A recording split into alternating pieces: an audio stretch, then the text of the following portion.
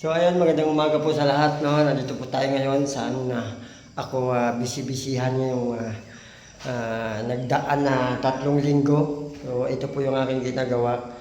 Ito yung unit na kailangan ko talagang matapos dahil nakuha ko na yung pera. So naibili ko na yan ng mga kung ano-ano. Kailangan ko matapos to. So papakita ko lang yung aking mga pinagtitira dito. Pati yung flooring. Yung nakita niyo sa video ko na flooring, yan yun. Yeah. So kailangan ko pong tapusin talaga para maiwanan ko na to, makagawa na naman ng iba. So dun pala sa mga nag-aabang sa akin, no, yung ayuda ni vlogger, abangan nyo po yan.